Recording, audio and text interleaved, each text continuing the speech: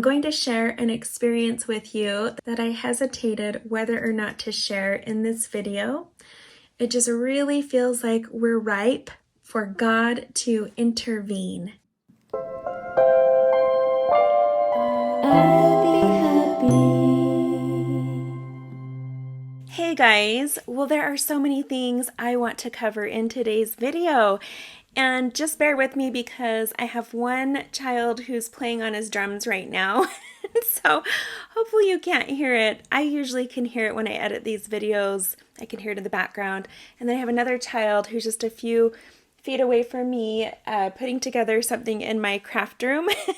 So you might be able to hear that as well. And then I have another child who keeps coming in and out and wants to play with his friends. And so I'm going to try, and distractions coming through on my phone and computer. So bear with me. I'm going to do the best that I can and see if we can cover all of these topics that seem to fit together for today's video message. So let me start by saying there has been an increase in so many things, an increase in storms, an increase in the numbers that I see all the time, 144 and 311, an increase in earthquakes, an increase in solar flares, and an increase with more stories coming out in the news with Hollywood and that whole industry. Now, on the other end of all of that, I personally, me and my family, have had an increase in temple attendance. That's mostly because of the Layton Temple open house. So I've had a lot of opportunities to go over there, and it's made for a lot of awesome experiences. And I got to go to the Taylorsville Temple open house, which was awesome. Now, I just want to say for those of you who have not yet had a chance to attend the Layton Temple open house, I just want to share with you from personal experience, comparing to some of the other open houses that I've been to, there's something very special and unique about the Layton open house. We have an incredible temple presidency, and the temple president, through inspiration, has chosen to conduct the open house in a way that will invite the Spirit like never before on a temple tour. When you get to the door, you wait, and they bring in small groups at a time with little breaks in between, so that throughout your temple tour experience, you're in a small, intimate group, which makes more for a quieter experience, which gives you more opportunities to feel the Spirit. Then there are a couple places in the temple where you get to hear a spiritual message. The first place is in the lobby of the temple as you are prepared to enter the house of the Lord, and you're given some brief instruction and explanation, sort of an introduction to what the temple is. Then, when you enter one of the ceiling rooms, they bring you in, you sit down with your family, they close the doors, and you get another brief spiritual message and explanation as to what takes place in the ceiling room. And whoever is volunteering at the time usually shares their added testimony to that message. And then when you go into the instruction room that prepares you to enter the celestial room, again, they close the doors and someone else provides a spiritual message and a brief summary of what takes place in that room and prepares you to enter the celestial room. So at all these points throughout the temple, you have these moments where the doors close, it's quiet, there's no talking, you get to hear a spiritual message, and you get to have that peace and quietness that allows you to feel the Spirit. A lot of people have commented about that and how that has really made the experience so much more than they expected. And compared to some other temple tours that I have been on, with other open houses, sometimes it just gets so crazy and busy. It feels like you're just kind of being herded through like cattle and there's no pause. The minute you arrive at the temple doors, you just walk in and you just go with the flow of traffic. And I guess there's really no time for pausing and sharing messages because there's just too many people that they're trying to move through the building. So it makes for a completely different experience. when you're in smaller groups and there's no one ahead of you on the stairs, no one behind you, you're walking down these hallways and you feel like you're the only one there. It's awesome. Now, just as with any other temple, there are times that are busier than others, and sometimes people like to stay and hang around in certain rooms, and so they start to get crowded. But for the most part, each time I've been to the Layton Temple open house, it's been at excellent times when it hasn't felt congested. And so if you haven't had the chance yet to go to the Layton Temple open house, I highly recommend it. Just the way that this temple presidency runs this temple. There's lots of things they do that are slightly different than other temples, in addition to the open house, and you can really see and feel that that is 100% directed by the Lord for the people of this area. Now, before I get into the meat of today's message, let's just go over a few of these screenshots where my numbers keep popping up, 144 and 311.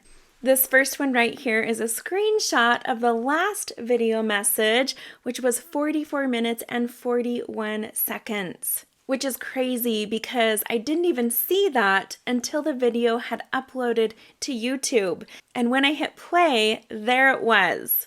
The title of that video is Christ is Showing Up in His House. Now, of course, 144 always symbolizes the gathering of Israel, the 144,000 as referenced in the scriptures. And that's what temples are all about, gathering Israel and bringing them to the house of the Lord to make covenants with Him. Pretty awesome. Now I have to say real quick, with every video as I go through to remind myself of what links I promised to put down below, as I go through and listen, I always find something. I always find a little mistake or something I left out. It's bound to happen every time. But I have to say, I don't feel so bad now because a few weeks ago, I was listening to a podcast episode of a really big channel. They're a newer channel, but have grown quite a bit. And I was watching a video on there and there was an editing mistake where something was added in twice. And I thought, yes, it's not just me. So I needed to see that so that I don't beat myself up too bad with the little slip-ups that I always find in my videos. So the last video message, for those of you who watched it, there was a whole part where I was talking about President Nelson's talk, and it shows his photo, and there's no audio. So I don't always know how it happens. All I know is that it happens. So thanks for being patient with me and understanding that I'm not a professional editor and I'm usually in a rush to get my videos done. So having said that, let's move on to the next screenshot. Now, I've talked about for years how I always see 144 in connection to my kids, but especially my oldest. Here's a screenshot. I had opened my phone to make something for my son, and there was that number, 144. And of course, I can't tell you how many times people would say to me, oh, hey, what time is it? And every time I would look, whether on a watch or in my car or on my phone, it was always 11:44, 1:44, or 3:11. And today, while I was working on something awesome for one of my other kids, something that's going to be a blessing and really beneficial for her, like an answer to a prayer, I received an email today from a woman who's helping me with this. And of course, she sent it at 11:44. And then while I was at the doctor's office today with my son, he temporarily lost his hearing in his left ear because of some earplugs that he was wearing when he was playing his drums at a concert. Basically just lodged some earwax in his ear, and the doctor had to clean it out. But while we were sitting there in the doctor's office, he showed me a video from a field trip that he went on today. I took a screenshot right here. And in this video, a friend of his ran up to his camera and showed his phone. And right when he turns the phone, it's 11:43 and it switches right to 11:44. And I said to my son, oh my goodness, of course, there's my number. Of course you would show me this video. And of course, my number would flash up on the screen. That number would flash up on the screen right in that video shot. Pretty awesome. And look at the time on the screenshot. I just noticed this right now while I was editing. 311. Of course. It's just this continual reminder that we are all a part of this work. I feel as it increases, as I see it more often, it's symbolic of how that work is increasing right now on both sides of the veil. And it's a reminder to be engaged in that work. We were all reserved for this time, for this work. Okay, so now I'm going to back it up on the timeline since the last video message. This first screenshot right here, I was driving in the car and all of a sudden this song came on I've never heard before, but I had to laugh because it's my friend's name, Beth. So right when I laughed at that, I heard a notification go off on my phone and I looked down and she had just messaged me right in that moment. So as soon as I got home, I opened up her message and here's what it said. Now remember, in my last video message, I talked about horses, the white horse and the black horse that made headlines, and also the scriptures about the 4 horsemen that goes along with that. And I will say this was an afterthought that I put in the comments below that video, but that black and white horse reminded me so much of the polarization that's happening right now, where things are black or white. It's becoming more and more apparent, but also a reminder of the symbolism of the Great American Eclipse. I believe I talked about in that video how the dark horse was running ahead of the white horse, which to me was a reminder that after the darkness comes the light, and Jesus Christ is the light. To me, that white horse symbolized Christ. She wrote, someone just posted this in an unrelated group, not discussing any of these horses. It stood out to me because we are at the anniversary of this event. It was 5 horses, just like the 5 horses in London. So even though it was just 2 horses that made headlines, apparently there were 5 horses. And it's about how these horsemen came to warn everyone about the British. Interesting correlation with the horsemen in Revelation bringing various things to the earth. Often that kind of stuff is to wake people up and help them turn back to Christ. Now remember, the horses in the headlines in the last video message, they were running through the streets of London, and it was London's financial district. So a lot of people saw that as sort of an omen of coming doom to London's financial district. Now on this day, here's a screenshot. April 26, 1777 was the anniversary of this event. It says, in U.S. history, we remember that famous ride that would warn the colonies that the British were coming. The colonel needed someone he could trust, someone brave enough, someone who could ride a long distance through the darkness from 9 p.m. to dawn. Someone who could fight off enemy combatants to alert the colonial militia to the approach of British forces. So the colonel chose the best man for the job. He chose Sybil Ludington, his 16-year-old daughter. Sybil Ludington was born on this day, April 5th, 1761. This month, on April 26, 1777, her father asked his young daughter to take the dangerous ride. On the night of April 18th, 1775, Revere made his famous ride, and history remembers him well because of the famous poem by Henry Wadsworth Longfellow, who would tell the tale, saying, "Listen, my children, and you shall hear of the midnight ride of Paul Revere." But many people do not know about the 4 other riders who warned their communities of the approach and movement of British forces. The 5 heroes, including Paul Revere, were Samuel Prescott, Israel Bissell, William Dawes, and the one who I am dedicating this post to, Sybil Ludington, who at that time was only 16 years old. On the night of April 26, 1777, Colonel Henry Ludington chose his daughter to take that famous ride in history. Sybil set out at 9 p.m. that night in the rain to warn the colonists at Danbury, Connecticut, of the approach of the British. She would make a journey double to that of Revere, totaling 40 miles. There's that number 40. It's been coming up a lot. Remember, 40 symbolizes a cleansing. Noah in the flood, Christ fasting before his ministry, the Israelites wandering for 40 years in the desert. There's even accounts in the Book of Mormon in reference to wandering for 40 days in the wilderness. And the sign of Job. Now, I don't know if Job rode a horse, but I do know that when he warned the people of Nineveh, there was a 40-day period given that they had to repent, or their city would be destroyed. They could either cleanse themselves by their own choice through repentance, or God would cleanse their city. So we have this young girl who is riding through all of these communities, warning them about the coming danger, and that ride is 40 miles. So that number 40 is always connected with a warning. During her famous ride, she gathered her father's troops, knocked on doors, and warned the countryside of the British troops' incoming attack. Now, the screenshot is cut off, but apparently she even had to fight off some people who were obstacles in her way.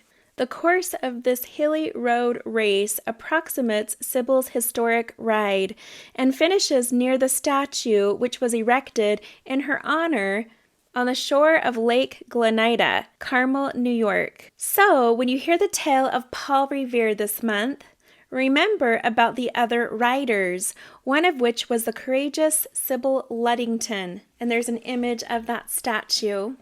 Now, this year, 2024, really feels like, to me, that this will be the year that we see Babylon fall.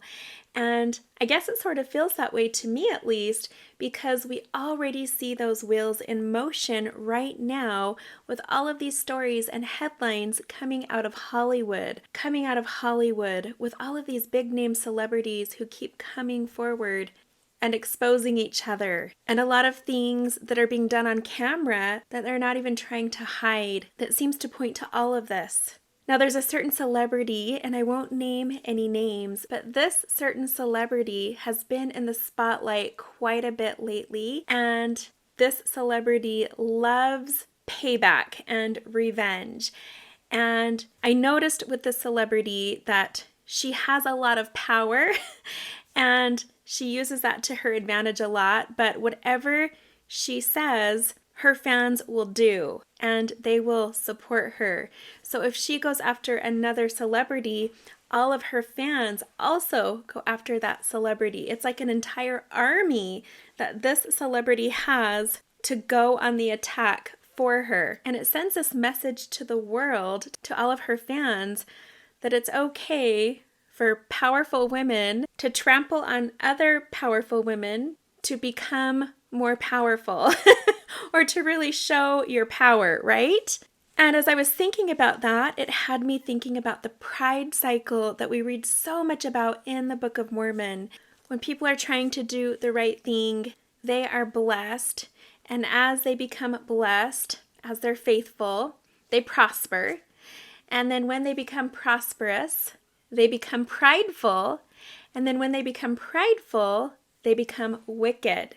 And then when they become wicked enough, then there's destruction. And so I feel like this particular celebrity kind of symbolizes that whole industry right now, or all of Babylon, just the pride that we see when you're a part of that world, all the people that you step on and hurt to build yourself up, to make yourself look better so that you become more powerful. It's a very selfish world where the only person you're looking out for is yourself. Anyways, there's just a lot of that going on right now. And the day that I was thinking about this and pondering it, I was actually having a conversation with a friend back and forth, and we were talking about this. And that same day, I sat down to do my regular scripture reading, just right where I left off. And this is exactly what I read. I'll have the chapter and verse up here on the screen. Woe unto them that decree unrighteous decrees. Now I'm going to pause right there because I had just been pondering this. All of these celebrities, there's so many of them, but especially this particular one, who would post things or say things, whether it was on social media or the lyrics of a song, but they would put it out there, a decree, and then the media would go crazy over it, and then all of the fans would support it and help carry that decree out. And I had just said to myself, this doesn't seem right. I can't believe that everyone is celebrating this person and thinks that this celebrity is amazing and an amazing role model for women and girls. Just, I don't know, you guys. And as I was thinking about it, I realized how this person had reached just about the highest peak that you can reach in that industry, in your career, all except a Hollywood star on the Walk of Fame. AKA, I like to call it the Walk of Shame because of all of the stories that I've heard regarding these celebrities who get their star on this walk. In fact, I've done videos about that years ago, so it's not something I'll get into in today's video, but to just sort of sum it up, the Chinese theater in Hollywood, where they have all of these awards ceremonies and shows where the stars are out on the sidewalk, reminds me of a temple. And especially with all the rituals that take place during the performances that happen there, all the people that are willing to quote unquote feed the beast, I've talked about that in past videos, they are rewarded openly for their sacrifices to this church, which the scriptures talk all about. Church of the devil, Babylon, there's lots of names for it, but these celebrities are willing to sacrifice everything to make a name for themselves in the world.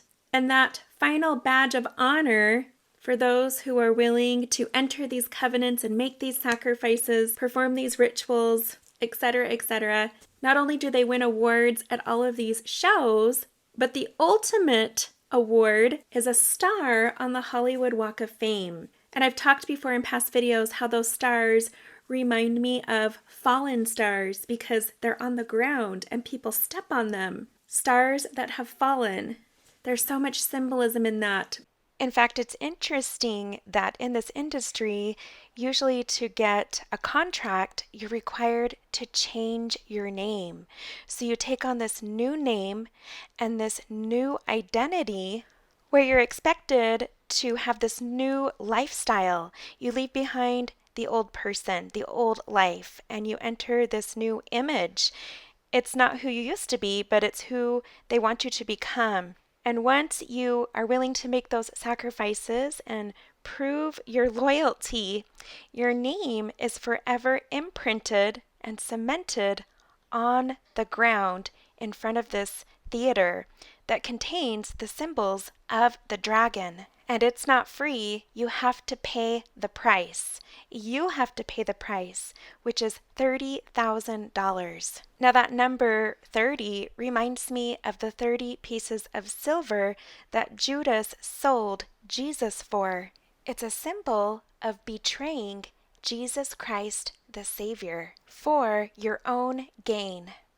And like most stars who sold themselves for 30 pieces of silver, Judas himself fell down. According to the scriptures, he hung himself on a tree, and it says, and straightway he fell down, which reminds me of these stars on the ground. They remind me of fallen stars.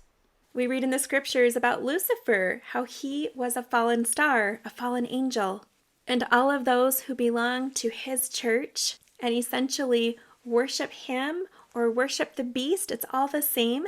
They become like he is, a fallen star, a star on the ground that people trample on. I always thought that was interesting. It's not something that's exalted or lifted up like a monument or a statue. It's on the ground. Now this is interesting because in Isaiah chapter 14, he talks about the trees of Lebanon, the cedars, saying, "Thou art laid down," speaking of the adversary, speaking of Satan. Thy pomp is brought down to the grave, and the noise of thy vials. The worm is spread under thee, and the worms cover thee. How art thou fallen from heaven, O Lucifer, son of the morning? How art thou cut down to the ground, which didst weaken the nations? For thou hast said in thine heart, I will ascend into heaven. I will exalt my throne above the stars of God. But thou art cast out of thy grave like an abominable branch, and as the raiment of those that are slain, thrust through with a sword, that go down to the stones of the pit, as a carcass trodden under feet. So that stands out to me, trodden under feet. These stars are being trodden under feet for 30 pieces of silver. And then down in verse 22, for I will rise up against them, saith the Lord of hosts, and cut off from Babylon the name. And the footnote for this verse is Proverbs chapter 10, verse 7. The memory of the just is blessed, but the name of the wicked shall rot. The true blessing is having your name written in the book of life, not on Hollywood Boulevard, at the feet of the dragon. So back to the scripture verse. Woe unto them that decree unrighteous decrees, and that write grievousness, which they have prescribed. Again, so they're putting out decrees, they're prescribing things that are grievous, and the world supports it. The media runs with it. So right as I was editing this, look what popped up on my screen. Software update 144 in both directions, 144. There is that pay attention number again. And I also noticed down on my audio recording, there was the number 144. It was 14.4 seconds long. To turn away the needy from judgment, and to take away the right from the poor of my people, that widows may be their prey, and that they may rob the fatherless. And what will ye do in the day of visitation, and in the desolation which shall come from far? To whom will ye flee for help? And where will ye leave your glory? Behold, the Lord of hosts, shall lop the bough with terror, and the high ones of stature shall be hewn down. So high ones is another word for the prideful. The prideful, the lifted up, will be hewn down, and the haughty shall be humbled. And he shall cut down the thickets of the forests with iron, and Lebanon shall fall by a mighty one. So a couple videos ago, I talked all about the trees of Lebanon. There it is again. Shall I not, as I have done unto Samaria and her idols, so do to Jerusalem and to her idols? Wherefore it shall come to pass that when the Lord hath performed his whole work upon Mount Zion and upon Jerusalem, I will punish the fruit of the stout heart of the king of Assyria, and the glory of his high looks. For he saith, by the strength of my hand, and by my wisdom, I have done these things, for I am prudent. Now, that stood out to me because this particular celebrity that's often in the spotlight has recently talked about all of her accomplishments, all of these things that she did on her own, that she took back into her power, into her own hands to fight the man or fight the machine and pave the way for other women in her industry, which is why so many people look up to her and respect her. We're talking about Time Magazine Person of the Year, prestigious universities teaching courses all about her and her strategies and methods and everything that she does. And so that's really given her that credibility and respect, not only in her industry, but in the world. And she has said time and time again, I did this. This was all me. These were my ideas. This was my hard work. This was my effort, my initiative. And with all of that praise and power that comes with all of my accomplishments, I'm going to take that and use it to stomp on my enemies, stomp on all the people who have done me wrong, which is the complete opposite message of the gospel of Jesus Christ. We are to love our enemies and treat others as we would want to be treated, even if we don't feel like they deserve it. So this is exactly what I was reading about in the Book of Mormon, where I left off in my normal scripture reading. We're always given that counsel and wisdom to apply the scriptures in our life as we read them.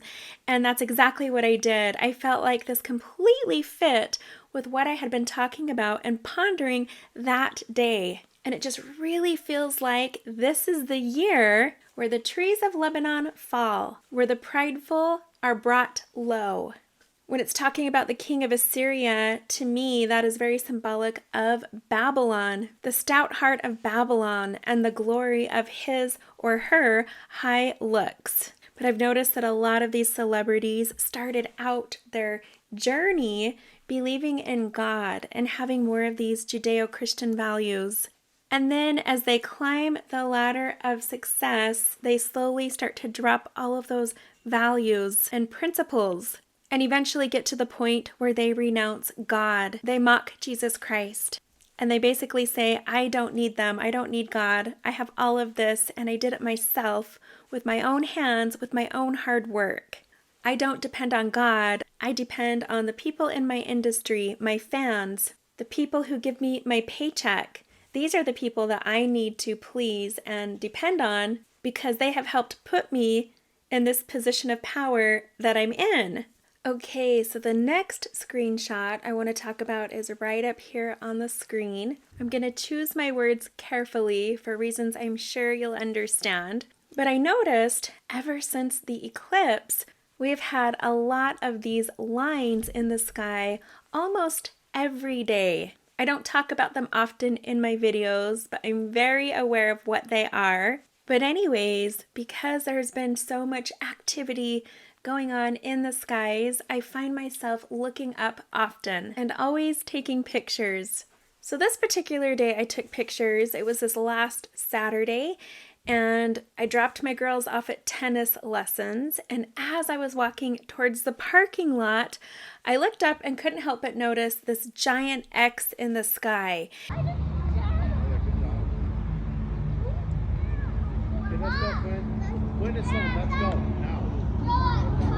And as I looked up at it, the direction was northwest.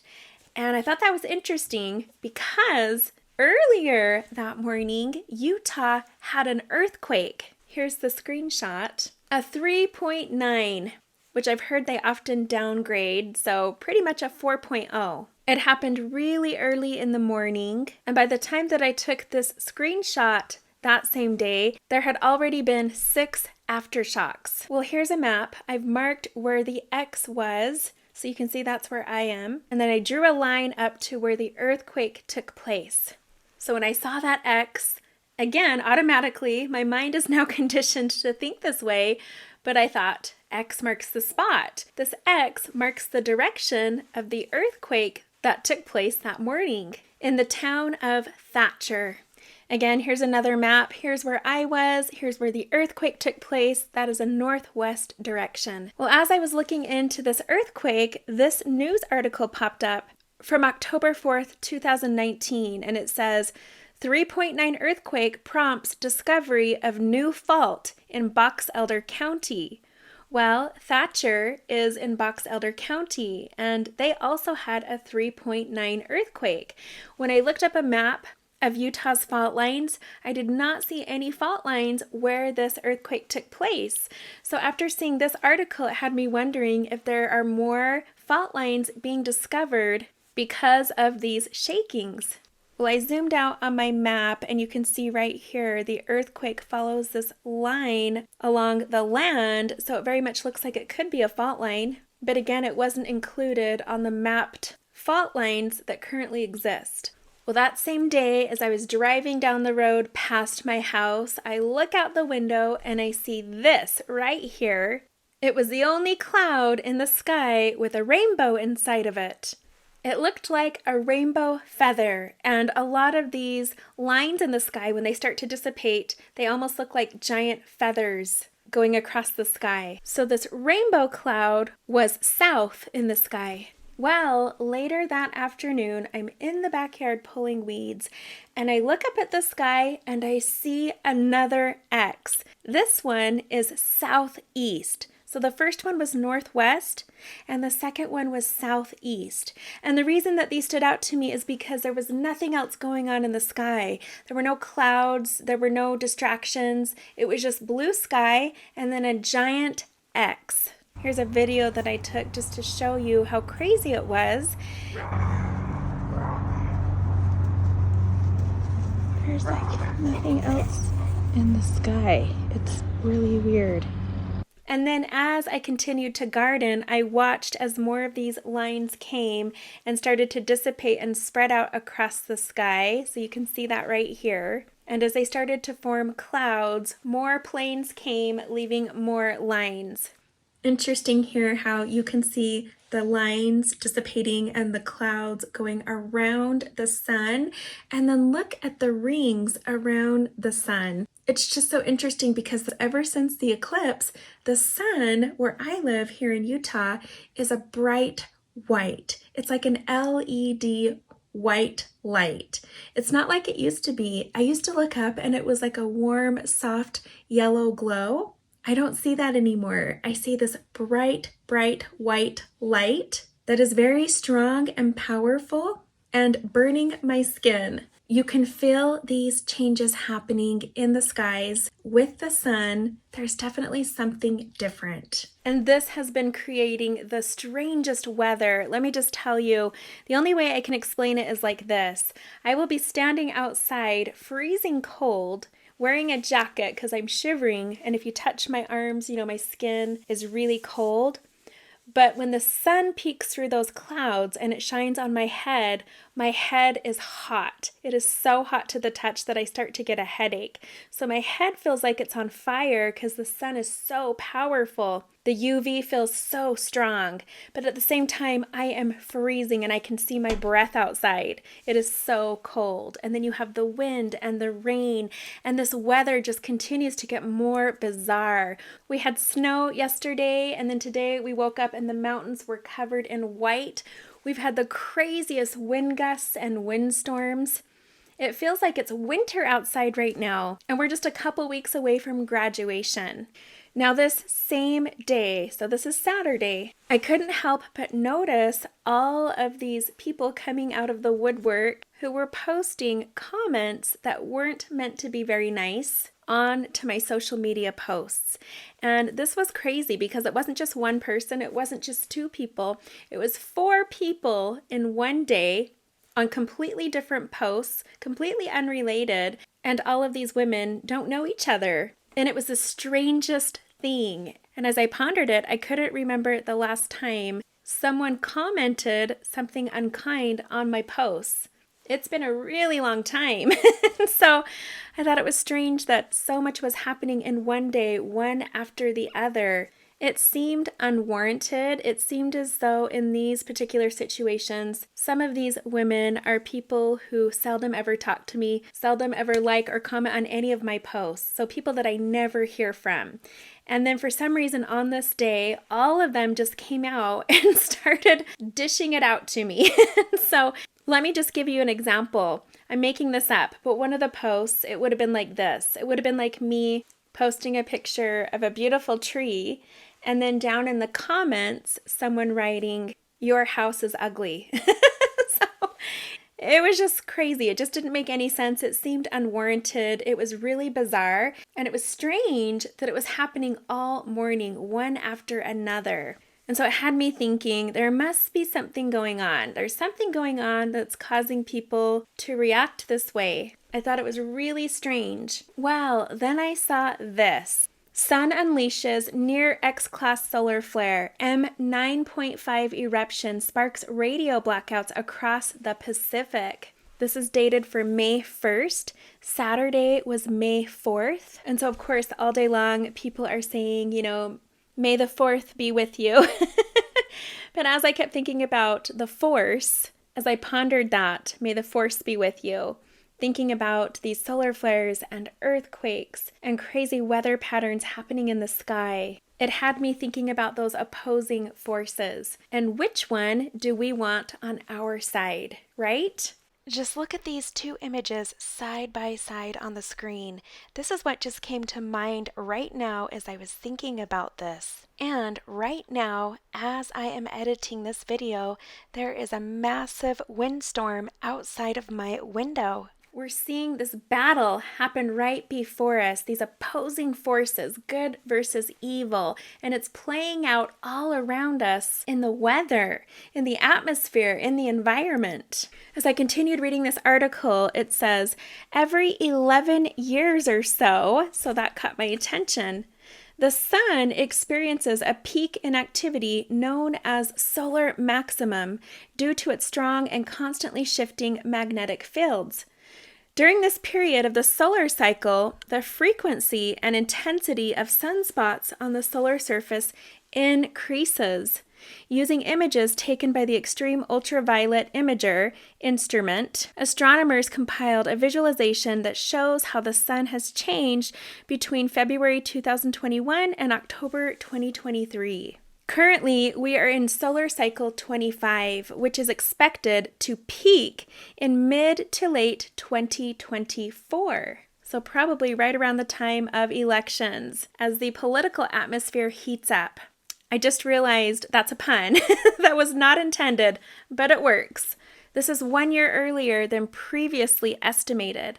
The most recent solar minimum, when the sun is least active, occurred in December 2019, just 2 months before Solar Orbiter launched. So it looks like they were even talking about this last year. Here's an article from April of 2023. And in this article it says, based on calculations, it's expected that the sun's magnetic field will flip in mid-2024. So we're talking about the magnetic field of the sun is going to flip in mid-2024. And more recent articles stating mid to late 2024. So there's a lot of symbolism in that. We are in an election year. You have this magnetic pole flipping.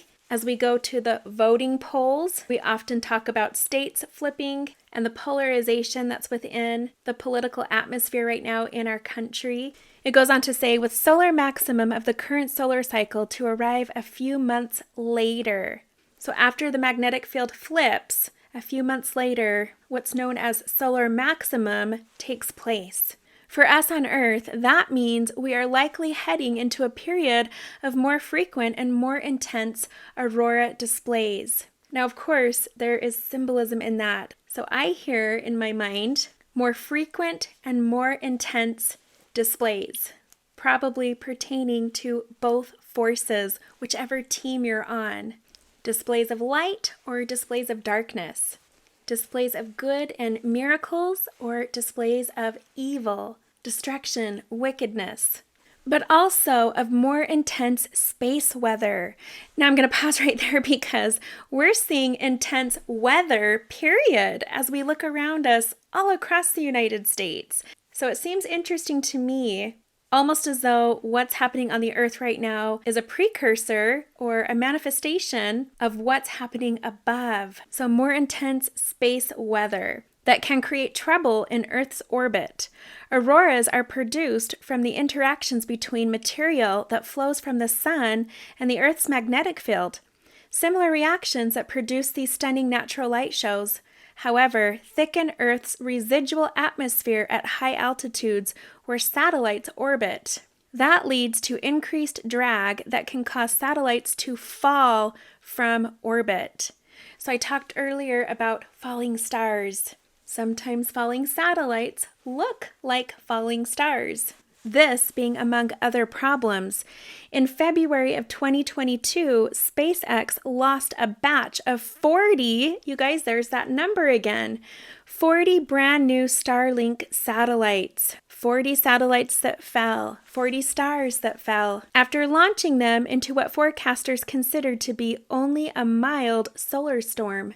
The biggest solar storms of the current cycle are therefore most likely going to happen after the maximum. We need to be vigilant for about 5 more years. So if this article was written last year, it sounds as though they are forecasting out to 2028 to 2029 to be watchful and vigilant for turbulent times pertaining to events in the skies.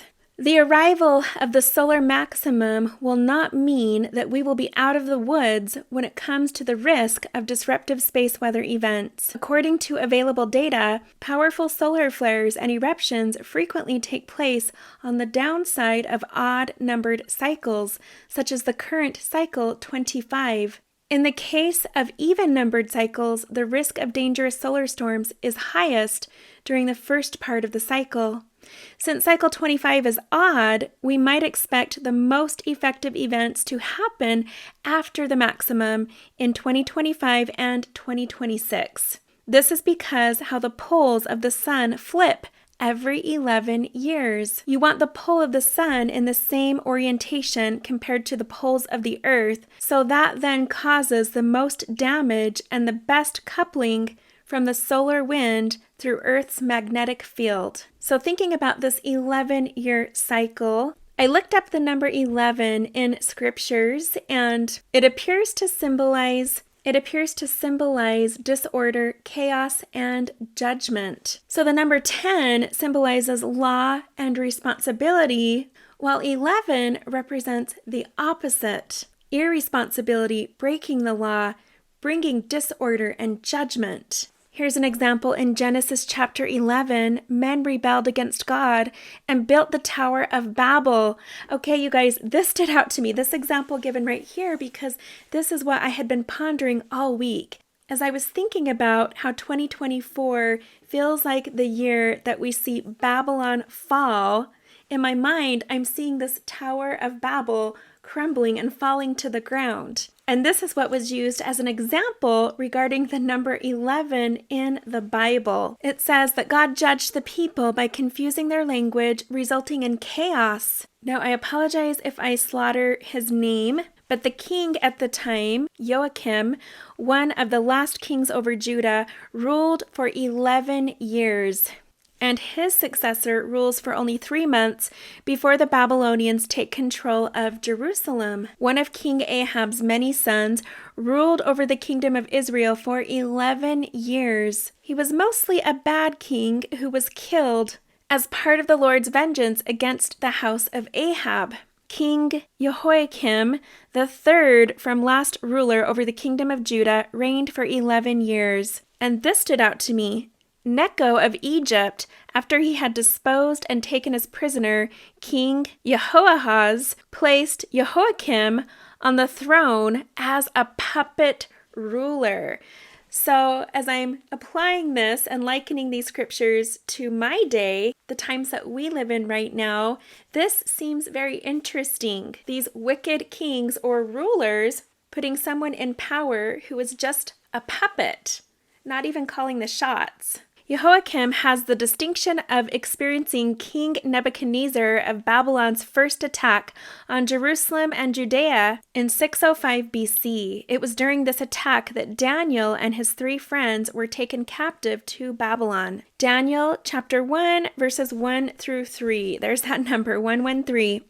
King Zedekiah, the last ruler over Judah, was also king for 11 years. He was placed on the throne by the Babylonian Empire as a puppet ruler. So that seems to be a pattern. When you have corruption at the highest levels, you have these secret combinations.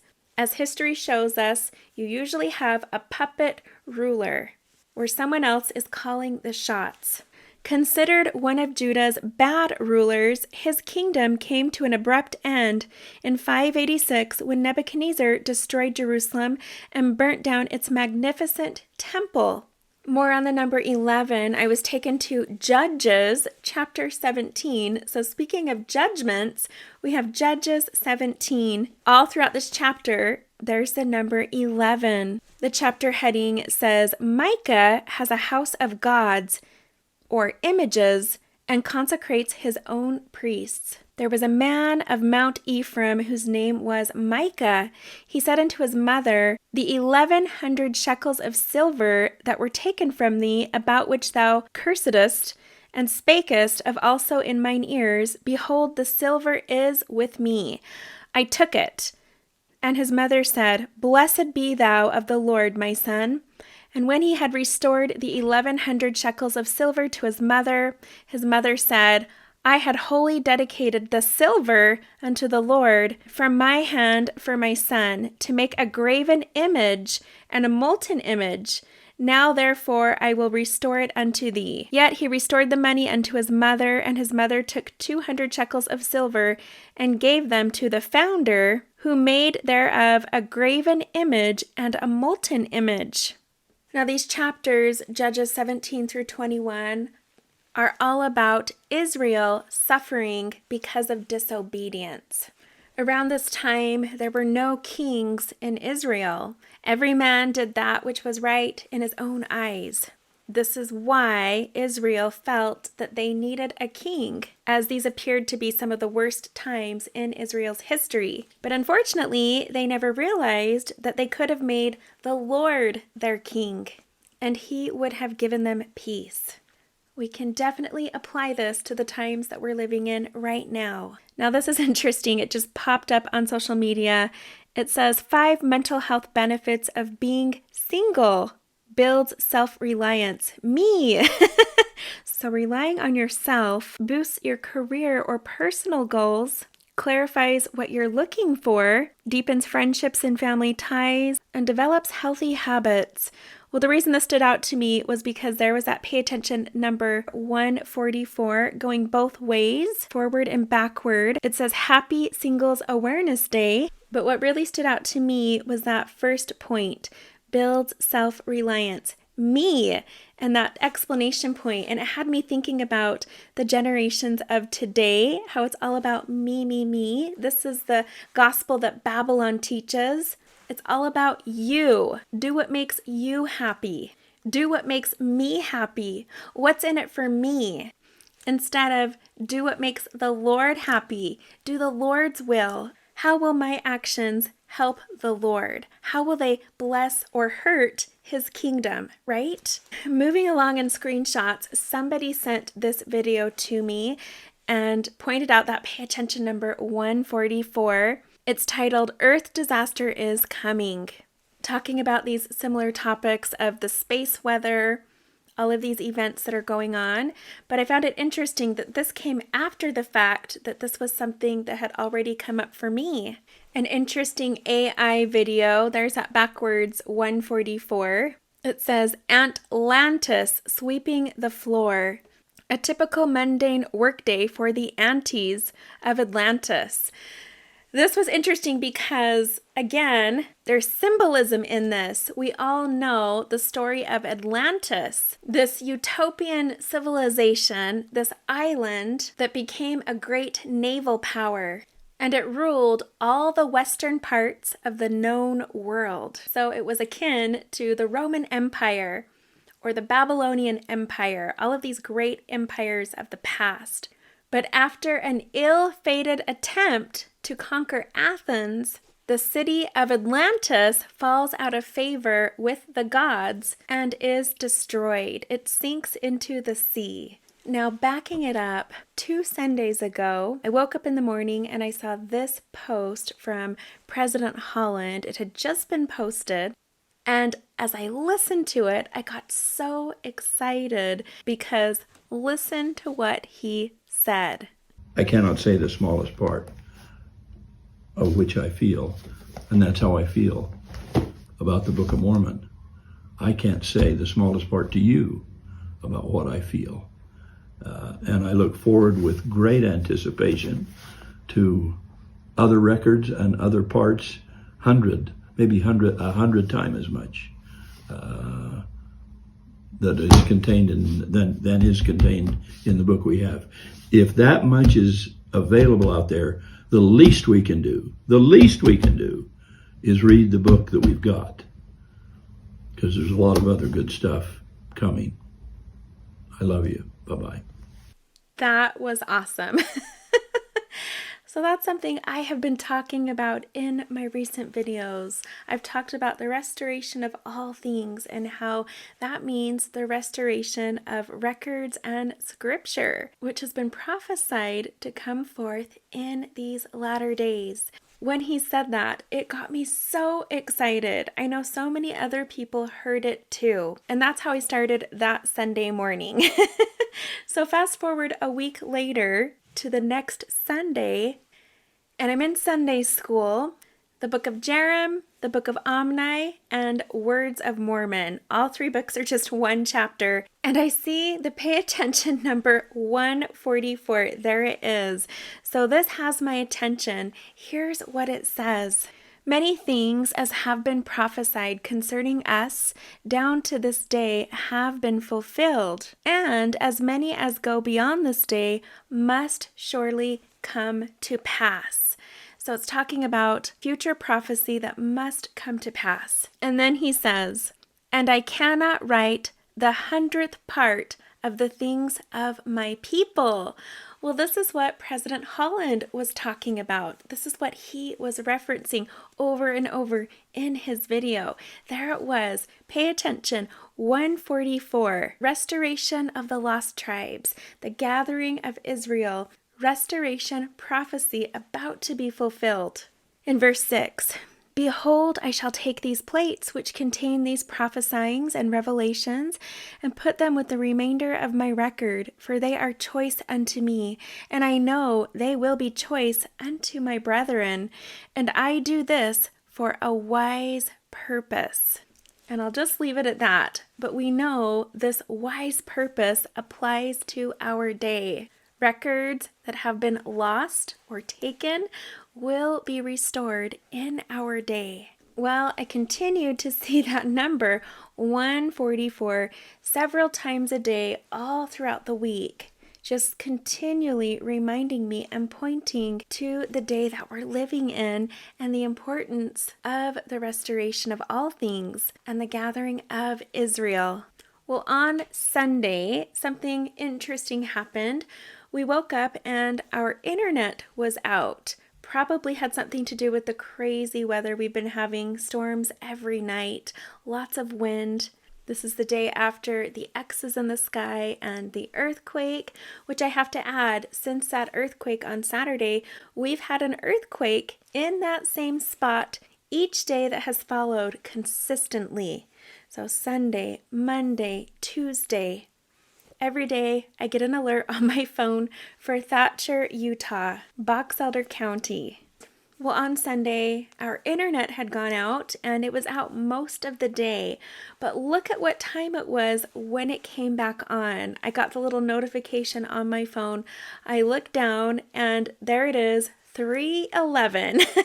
So another reminder, 3rd Nephi chapter 11, and what that chapter is all about. That same day, we had some incredible neighbors do some kind things for the whole neighborhood, and I posted about it on Instagram, and I used hashtag neighbors helping neighbors. When I pulled it up, there was that pay attention number 144, because neighbors helping neighbors is all a part of gathering Israel. It's one of the 2 great commandments. Now, on this Sunday during sacrament, the hymn happened to be 113, Our Savior's Love.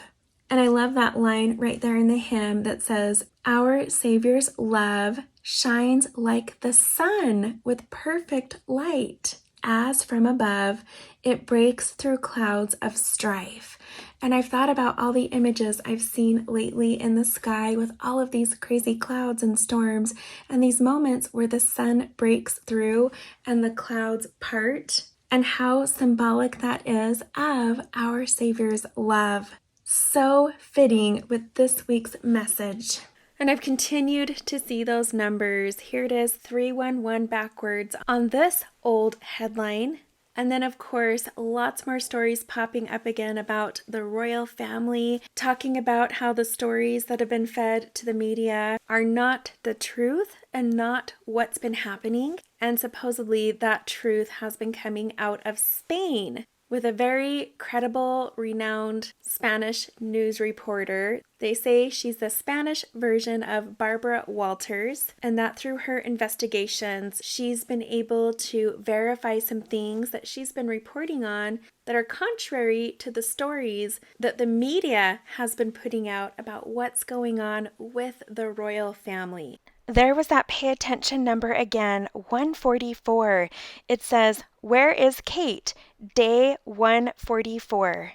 So apparently, the nanny for Will and Kate's children was from Spain. And it's believed that that is where the news reporter got her information to report on the story, that things are actually not what's being reported in the rest of the media. People have pointed out that now all of the headlines and the palace refers to her as Kate Middleton, where before she was Princess Kate or Catherine. Now, I happened to come across something. This was exactly around the time where the video came out where Kate talked about her cancer diagnosis, and this video was not received well by most of the public because most of the public believes that it's AI. And there are a lot of videos out there that break down the video to show you that it is indeed AI, just like the photos had been photoshopped. And so there's just more and more suspicion and mistrust growing against the royal family and against everything that's coming out of Buckingham Palace.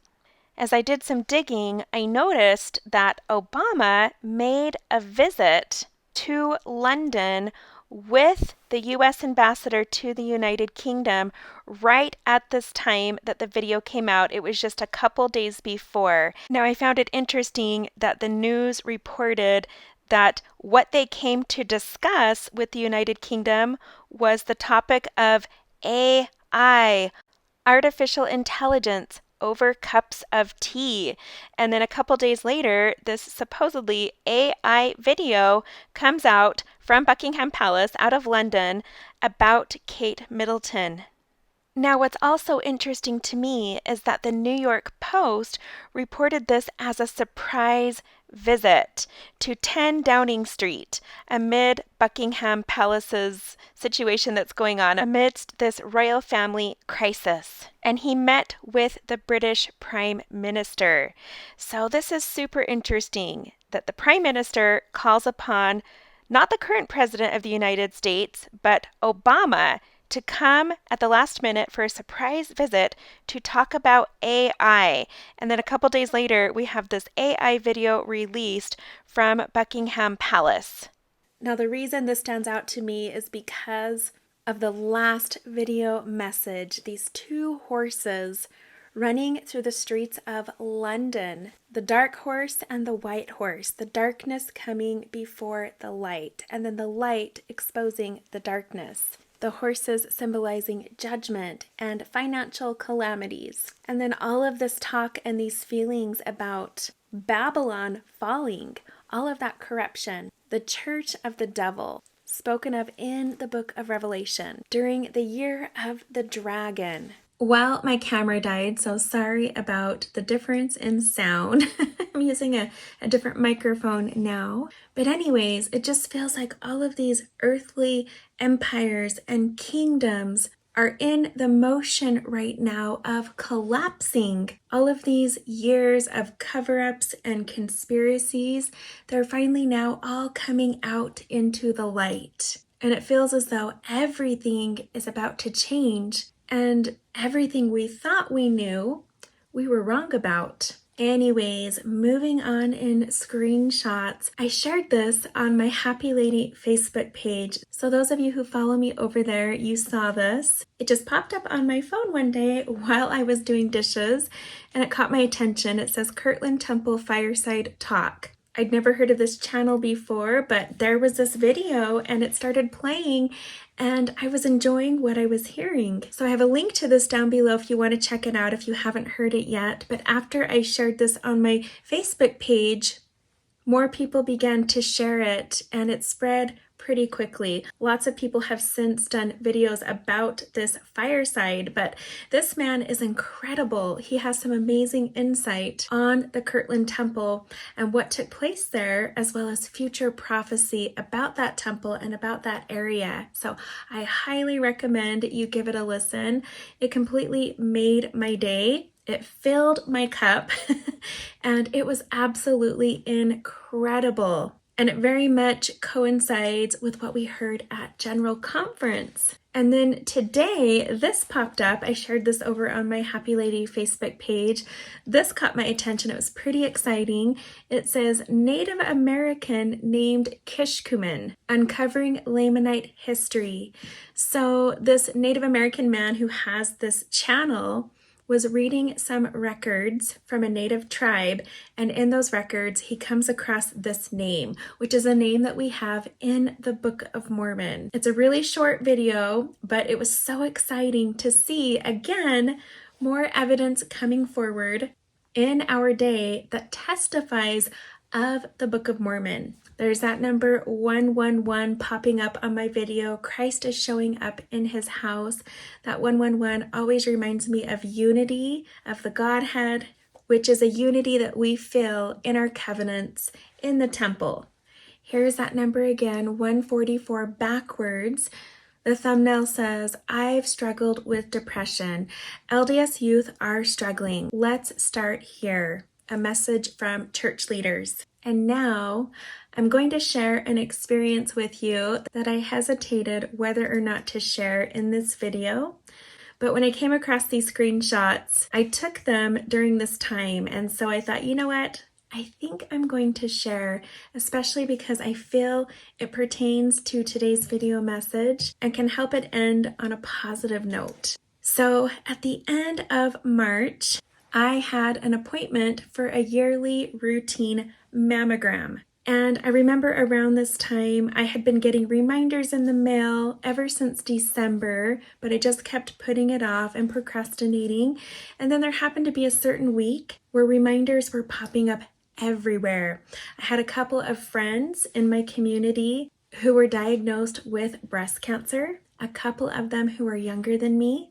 And then this was around the time that that video came out of Princess Kate talking about her having a diagnosis of breast cancer. And then during that same week, I had 3 other friends, completely random, none of them even know each other, post on social media that they had just gone to their annual mammogram appointment and they highly recommend it. So after all of that, I just felt like, is someone trying to tell me that I need to make an appointment? So I did. I called the place that I always go to, and the strangest thing happened. When I called, they told me that one of their machines was broken, and so because of that, they were booked out for several months, and they wouldn't be able to get me in until the end of summer. So I had this feeling, no, you should go somewhere else. So I called around and I found a place up the road. A friend told me that they were pretty easy to get into. So I called and sure enough, they said, well, we can see you today. So I drove over on the spot, had an appointment that I wasn't prepared for.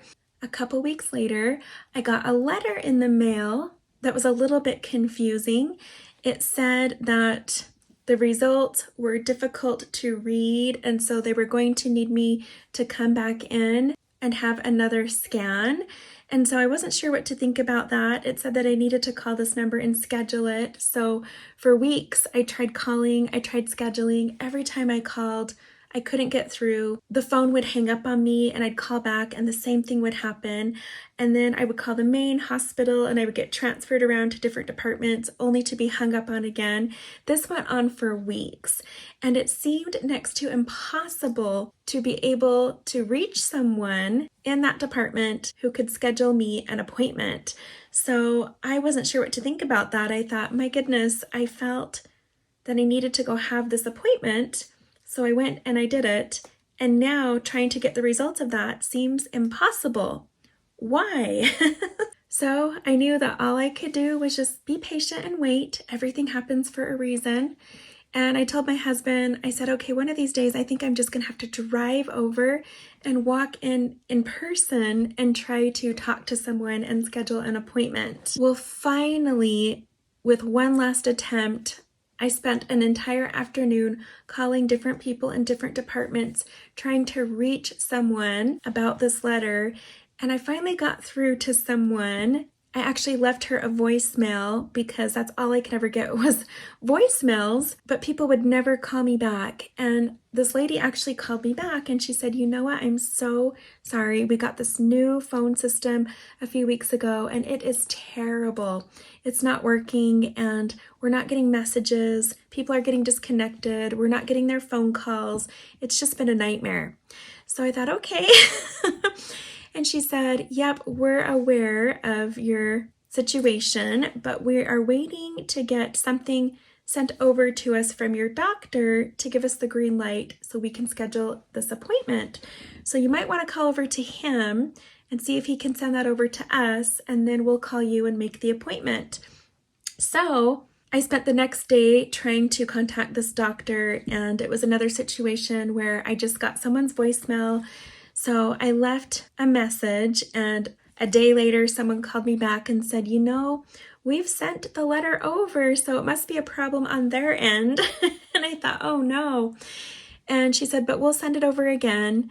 So I waited, and then several days later, when I was at the point where I was almost just going to be done with it, I finally get a call back from the hospital, and it was a lady. She said, okay, we finally got this letter from the doctor, so we're ready to go ahead and make this appointment. And this was the day that I was touring the Layton Temple open house with my family, and we were boarding the shuttle right when I got the phone call.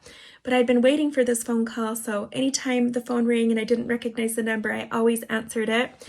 So I'm getting on the shuttle bus and I answer the phone call, and it's this woman from the hospital, and she's like, do you have a minute? And I said, yeah, I do. I'm on a crowded shuttle bus and everyone can hear me, but I have a minute. And so she talked to me and she said, well, what do you know about this letter we sent you? What do you know? And I said, well, it just said that they couldn't read the results, so I just have to come in for another appointment. And she said, well, that wasn't true. Whoever gave you that information, that was not correct. And then I thought, oh, okay, so what is this appointment? And she said, well, we need to have this appointment because we were looking at the imaging from your appointment and we noticed how drastically different it is from the imaging you had done a year prior.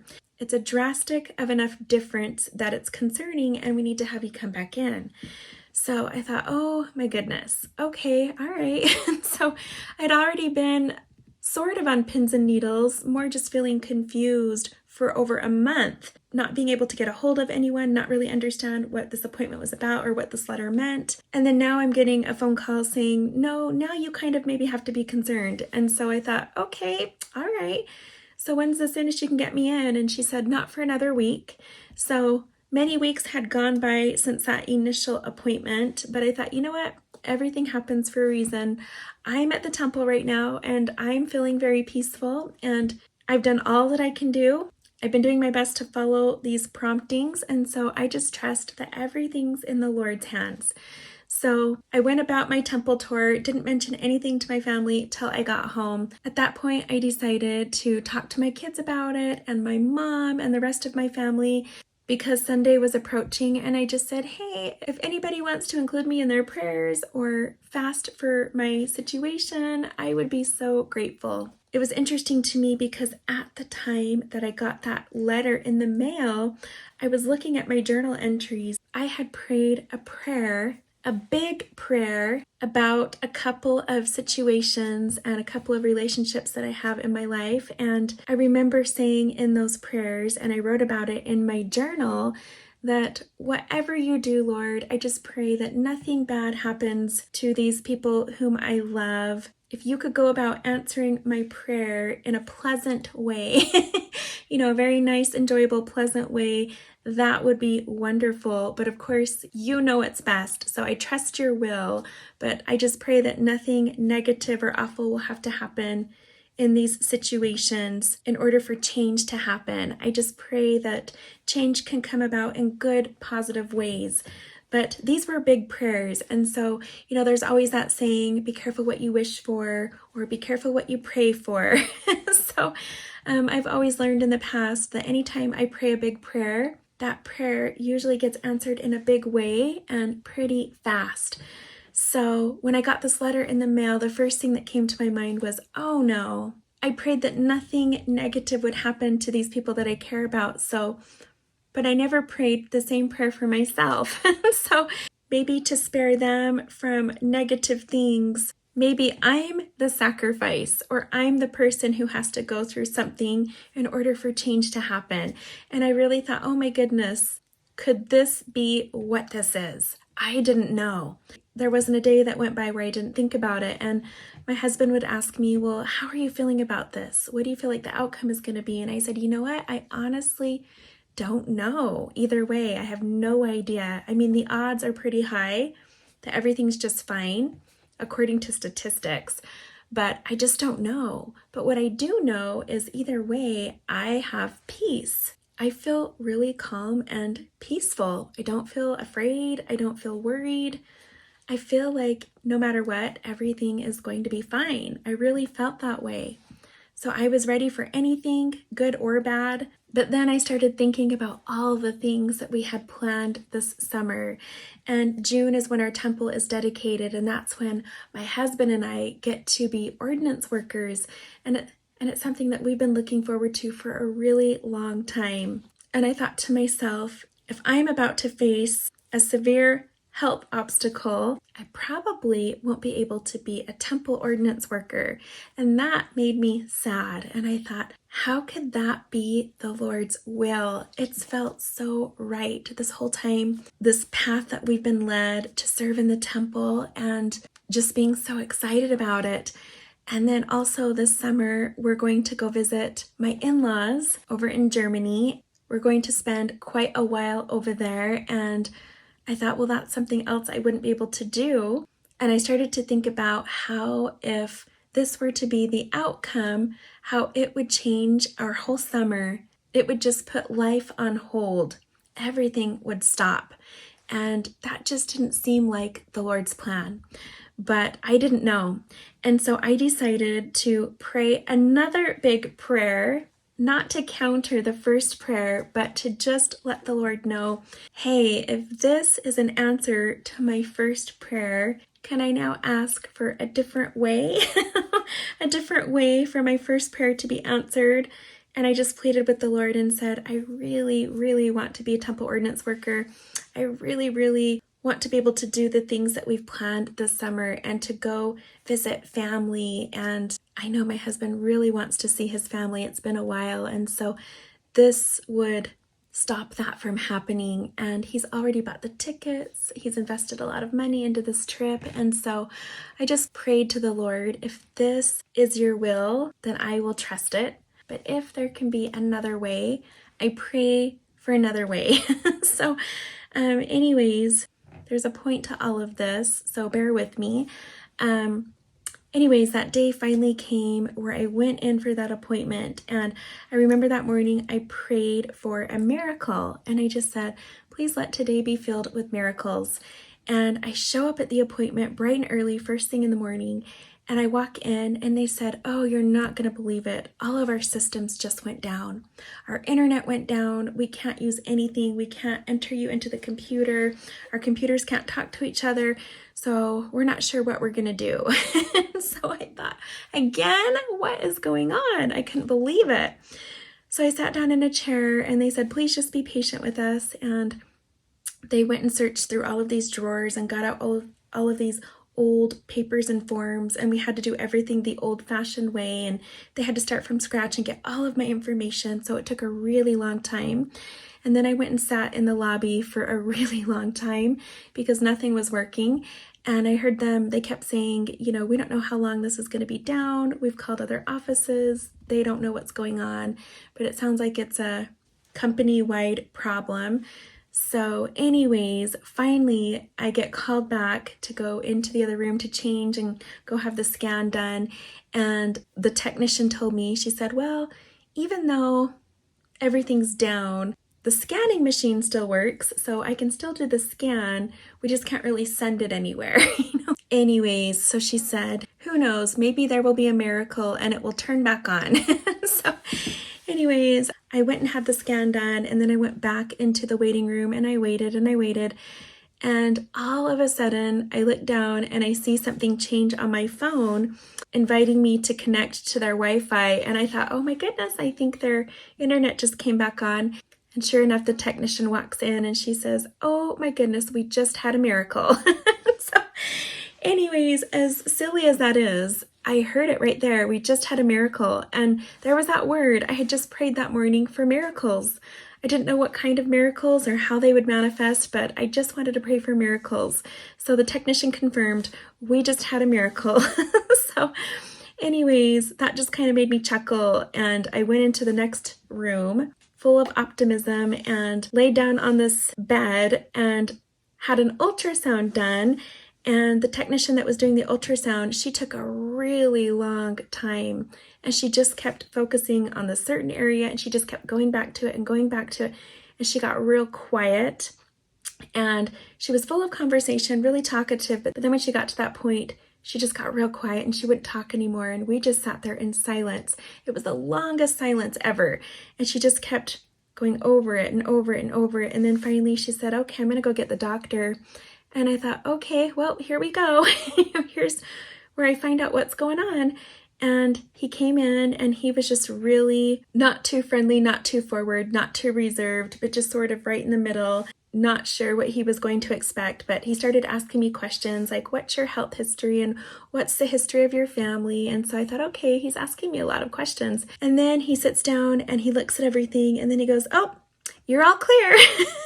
So I thought, really? Oh my goodness.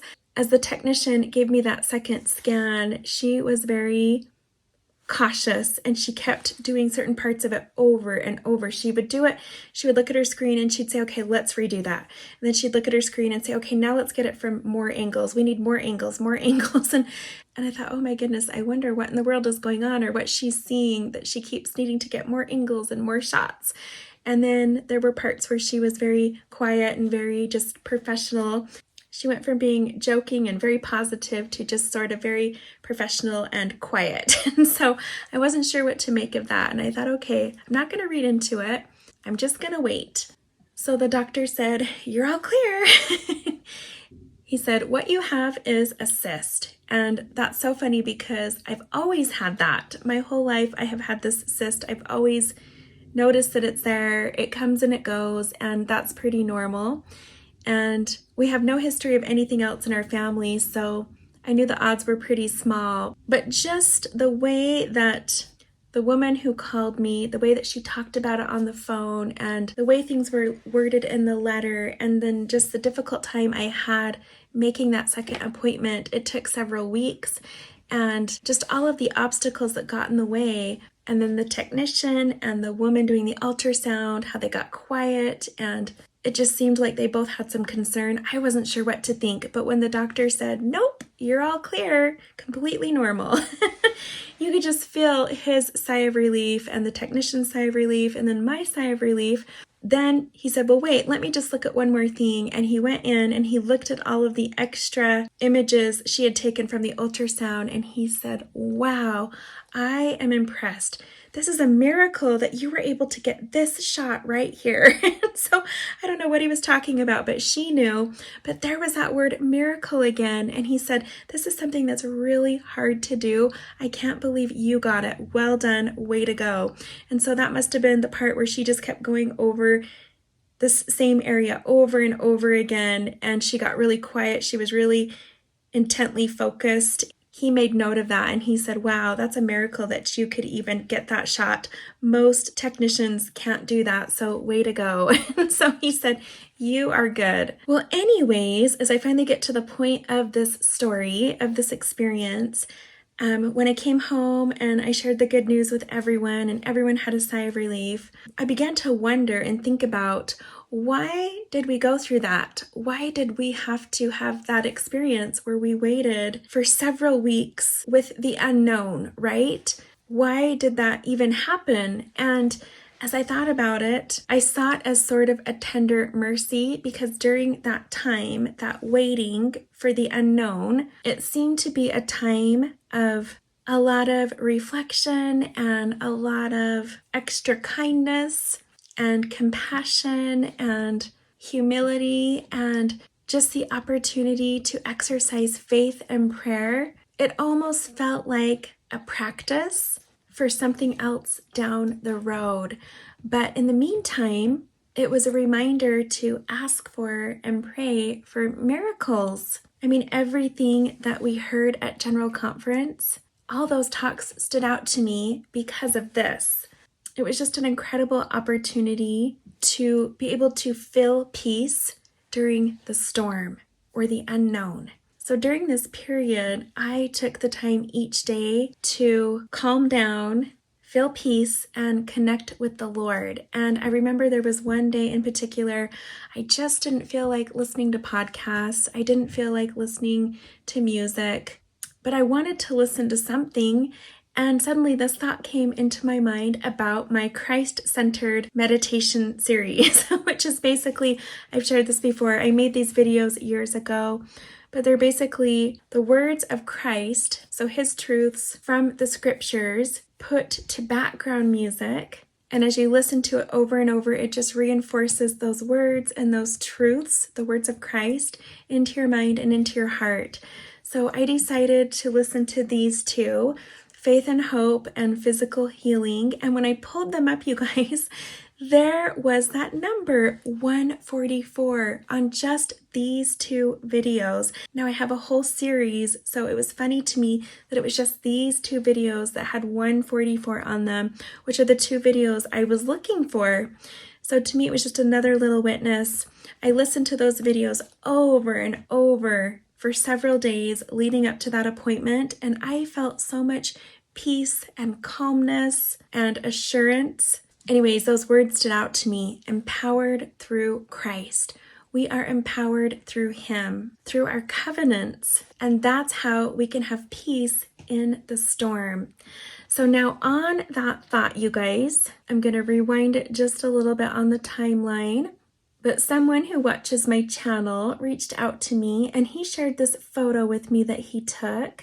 It's a picture of a rainbow and it says, "From Logan, Utah, it makes me think that after the destruction of the wicked, there will be millennial peace for the righteous who keep covenants." And then he wrote, "I have another thing to share that I just found. Elder Bednar repeated this entire phrase 7 times in his talk.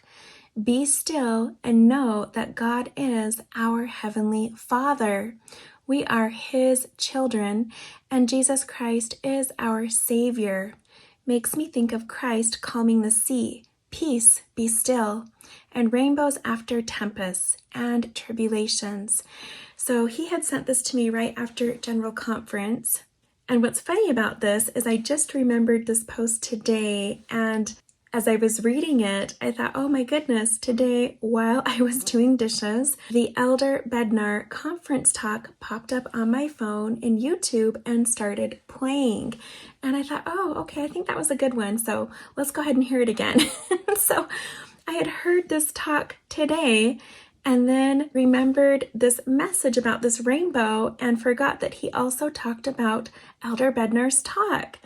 And I didn't realize that Elder Bednar had referenced that phrase 7 times. And I had just heard that talk today. So there was that reminder, peace, be still. Well, then a friend reached out to me and she wrote, "On my way to the Draper Temple today, I saw my 111 on the clock, followed by a sign for a new development that said, 'Coming soon.' I smiled and continued driving. Then came another one and another. 3 signs in a row that said, 'Coming soon.' On the bottom of the sign had the developer's name, which was Sky. I immediately said a prayer, thanking Heavenly Father for these little breadcrumbs." I loved that. I told her, thanks for sharing that with me. That just made my day. So I think that just confirms how we've all been feeling. Here's a screenshot that my friend sent me that says floods in southern Brazil kill 55 and force 70,000 from their homes. This flooding is historic. Someone wrote, our church building has become headquarters for a donation drive as well as housing for 40 plus of members of the stake. There's that number 40 that came with the clothes on their backs. Stake president, at least a bishop, possibly more bishops, have literally lost everything they owned. Electronics, household effects, cars. We had members come in with only their wet documents and medications. Airport and all ways in and out are closed. So this is crazy, especially after this last general conference. And we heard all of these messages about coming tribulations and being able to have peace in the storm through our covenants. That was a repeated message over and over that was reinforced at this last general conference. And ever since that conference, we've had these crazy historic floods and tornadoes and disasters all over the country and all over the world. My friend wrote, so I saw something today showing why we're getting such bad storms. The normal hot air from the south is pushing north, same as every year around this time. But then this old air is blowing downward from the western U.S., hitting hot air right over Oklahoma. I saw that and was like, oh my goodness, the cloud stuff that's happening in Utah that's causing all of the cold weather is what's pushing into the hot air and causing us tornadoes over here. So I remember talking about this with my friend for the last few weeks, and I just said, oh my goodness, strange things are happening here in the skies. These planes are constantly flying over, leaving the white lines that are forming into clouds that are creating these storm systems, and it just keeps getting colder and colder and colder, which is really unusual for May. I know people always say, well, that's typical for Utah weather and it's spring. You know, one day it's warm, one day it's cold. But I don't remember it being quite like this, especially because this really feels man-made and it just feels like it's getting colder and colder. And we've just had these crazy windstorms and ice, and the mountains are covered in fresh blankets of snow, and you feel like you want to dress for winter. I understand having a day here and there like that, but just where it's consistent is really strange. And so my friend pointed out it's very interesting how that cold air that's being created in Utah or in the West is what's blowing downward and hitting the hot air right over where we are, creating all of these tornadoes. So interesting. So I started looking into it and I found a lot of people talking about it as of recently. There's been lots of talk about the things that are happening with the sun and how that's impacting things on the earth, and, you know, it's sort of like a domino effect. Well, in my research, someone provided a PDF. It was a link to a military document clear back from the late 90s, and it talks all about being able to control or manipulate the weather by 2025.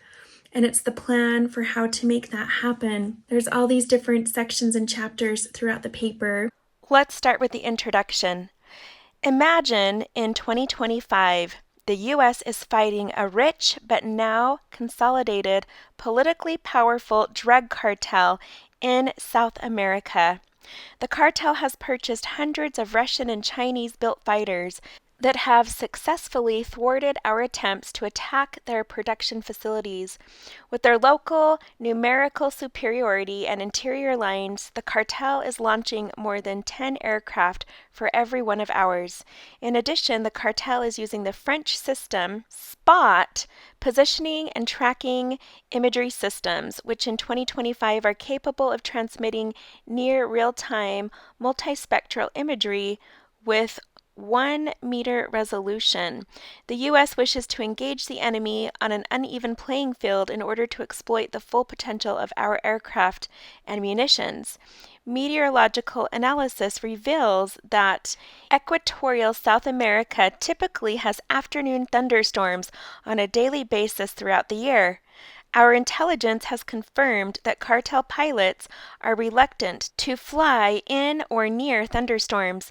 Therefore, our Weather Force Support Element, WFSE, which is a part of the Commander-in-Chief's Air Operations Center, is tasked to forecast storm paths and trigger or intensify thunderstorm cells over critical target areas that the enemy must defend with their aircraft.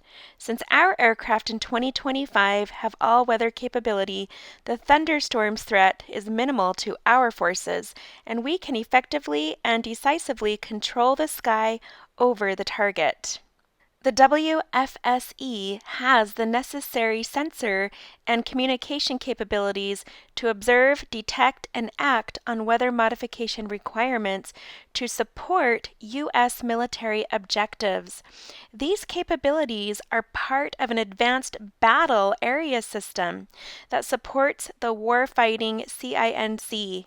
In our scenario, the CINC tasks the WFSE to conduct storm intensification and concealment operations. The WFSE models the atmospheric conditions to forecast with 90% confidence the likelihood of successful modification using airborne cloud generation and seeding. Extreme and controversial examples of weather modification, creation of made-to-order weather, large-scale climate modification, creation and or control or quote-unquote steering of severe storms, etc., were researched as part of the study, but receive only brief mention here because, in the author's judgment, the technical obstacles preventing their application appear insurmountable within 30 years. If this were not the case, such applications would have been included in this report as potential military options, despite their controversial and potentially malevolent nature and their inconsistency with standing UN agreements to which the U.S. is a signatory. On the other hand, the weather modification applications proposed in this report range from technically proven to potentially feasible. And here's where the paper gets into more specifics. It says the intervention could be designed to modify the weather in a number of ways, such as influencing clouds and precipitation, storm intensity, climate, space, or fog.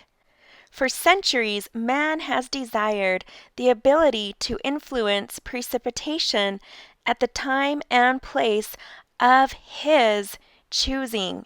Now, I'm going to pause right there because that stands out to me. Again, this is one of those things where not the Lord's will, right? Not the Lord's choosing, but man's choosing.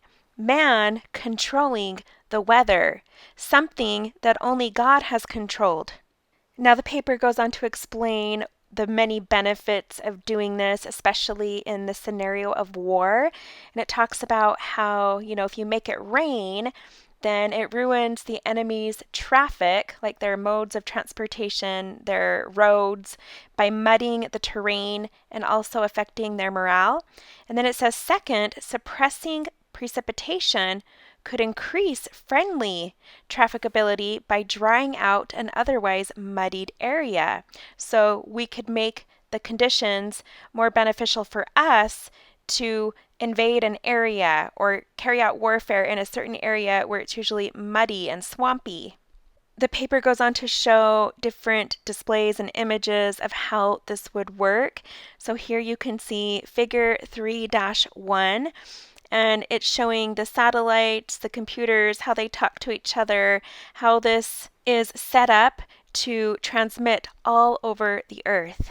It says, while most weather modification efforts rely on the existence of certain pre-existing conditions, it may be possible to produce some weather effects artificially, regardless of pre-existing conditions. For instance, virtual weather could be created by influencing the weather information received by an end user.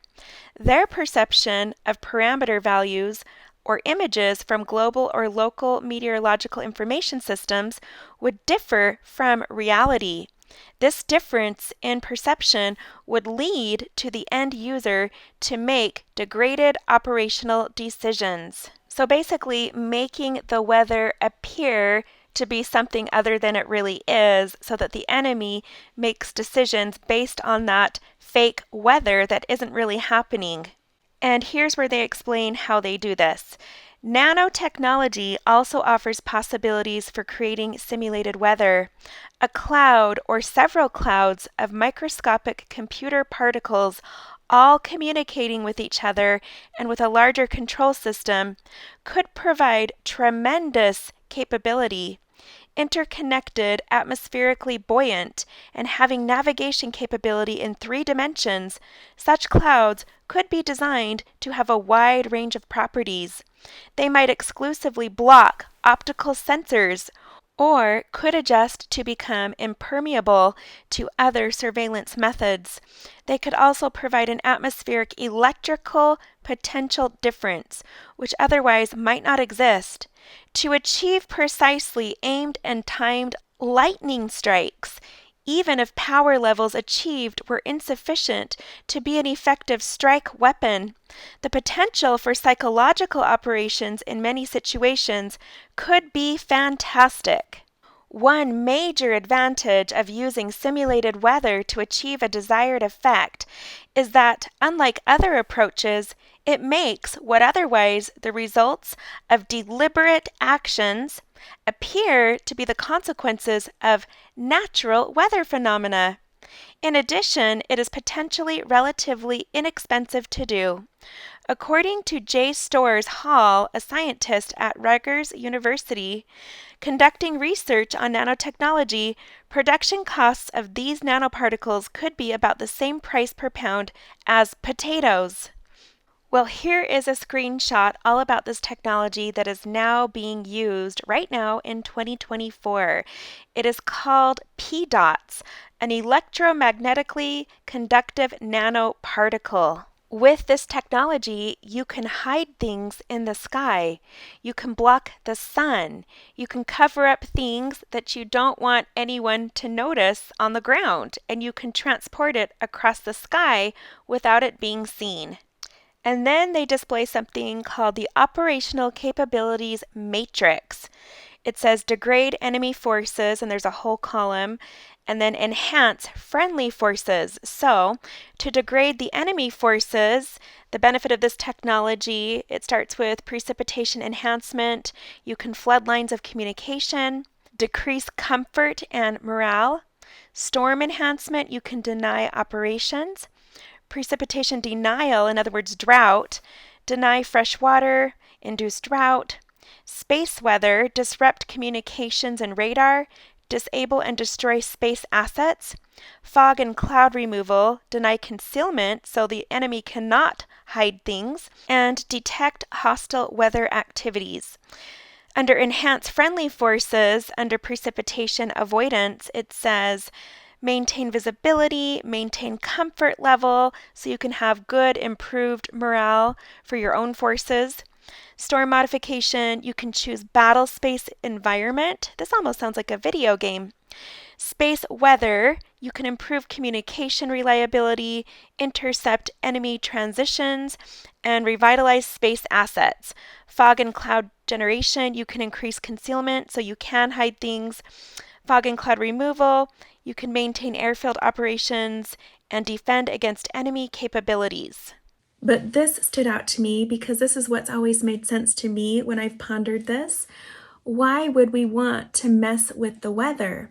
According to General Gordon Sullivan, a former Army Chief of Staff, as we leap technology into the 21st century, we will be able to see the enemy day or night in any weather and go after him relentlessly. A global, precise, real-time, robust, systematic weather modification capability would provide war-fighting CINCs with a powerful force manipulator, with a powerful force multiplier to achieve military objectives. A weather modification capability would be universally applicable and have utility across the entire spectrum of conflict. The capability of influencing the weather, even on a small scale, could change it from a force degrader to a force multiplier. People have always wanted to be able to do something about the weather. In the U.S., as early as 1839, newspaper archives tell of people with serious and creative ideas on how to make it rain.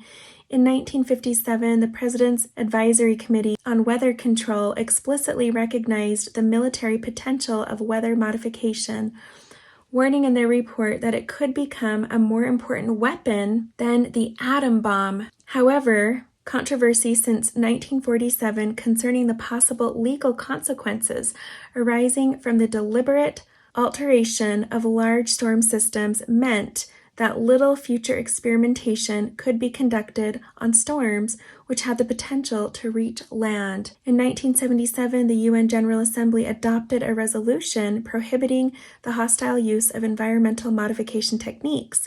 The resulting Convention on the Prohibition of Military or Any Other Hostile Use of Environmental Modification Technique committed the signatories to refrain from any military or other hostile use of weather modification, which could result in widespread, long-lasting, or severe effects. While these two events have not halted the pursuit of weather modification research, they have significantly inhibited its pace and the development of associated technologies while producing a primary focus on suppressive versus intensification activities. The influence of the weather on military operations has long been recognized. During World War II, Eisenhower said, "Europe bad weather is the worst enemy of the air." Anyways, I looked through this whole paper and it just pointed out all of the pros and cons, but it seemed to focus mostly on the pros. And this is something I have pondered on myself before I even came across this paper, that all of these silent wars allow nations to be at war out in the open without anybody noticing, because everyone's just going to assume it's just a natural disaster, right? Sort of like these financial banking wars and tariffs, where the nations are at war, but it's not obvious because it's financial war. It's not like what we saw with World War I and World War II, so it's not obvious. But it seems as though these are much more powerful and destructive ways to carry out war or to really send a message to another nation. With severe weather storms, flooding, drought, we have all of these capabilities. Also, financial war. But as I've paid attention and I've really observed all of these crazy floods that have been going on all around the world and the countries that are being targeted, it's clear to see that there's something going on. Someone's military is sending a message, don't mess with us. Now, this paper tends to focus on foreign enemies, but I had the question, why wouldn't our own military use it on our own land against our own people? And it had me thinking about all of these stories that have been in the news lately. Oh my goodness, right now it happens to be 1 hour and 44 minutes into this video. There's that number 144. Anyways, I was reminded of the several recent news stories in the nation regarding weather disasters, and I had mentioned previously about Texas. I had said, what is going on with Texas? They are having all kinds of crazy things with their weather and fires and flooding. And then I had shared this screenshot.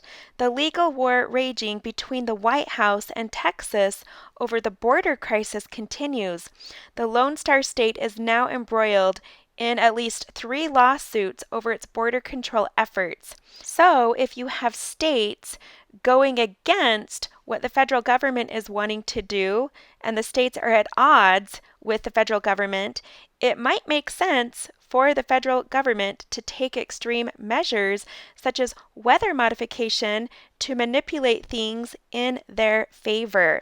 And I wouldn't be surprised if state governments were aware of this, possibly even receiving anonymous warnings and threats. If you don't vote this way or if you don't back down, you're going to pay. Your state is going to pay. There will be dire consequences, and we'll turn up the heat until you cave. This post on X says most people don't know the US government already admitted radio waves, electromagnetic radiation, can indeed modify the weather. It's number 8 on the list of activities which private companies must report if doing weather modification in the USA. So, if the US government requires private companies to notify the government and report that they are doing weather modification, then this is evidence right here that it is a capability we are already doing. And I remember watching this live stream in 2020 and seeing this happen in real time. It was recently reposted by Dutch Sense, where he talks about on September 7th, 2020, the West Coast was using new GOES weather satellite. So you can see these laser beams, these giant beams, being shot across the states, right where these fires were happening on the West Coast. And here are more images that showed up that were caught, you could say, on camera. It says large radar pulse, aka HARP ring, from the NexRad radar in Reno, Nevada, causes instant hail and ice crystal formation. The radar pulsed, and instantly ice and hail was detected by Titan storm tracking radar across the whole region on a clear day. Now, I have heard people saying that these tornadoes in the Midwest that are going on right now are unlike anything people have seen before. And it's being described as it's almost like someone has a remote control and they're steering these tornadoes where they want them to go, how long they want them to stay there, because they're acting unlike typical tornadoes that we're used to seeing. These are outside of the normal weather patterns.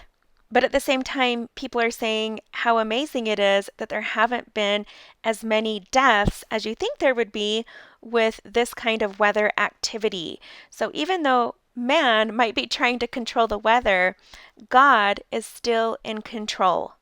Well, I had been pondering on this and wondering, why would someone want to take out or destroy the Midwest or America's heartland? Why are there so many tornadoes still going on right now as I'm making this video? These are still the top headlines, especially on the Weather Channel. I showed an image in the last video message of a map of the heartland of America. And for some reason, this map that I found, all of the United States were blue. And then right where the heartland states were, they were all colored in red.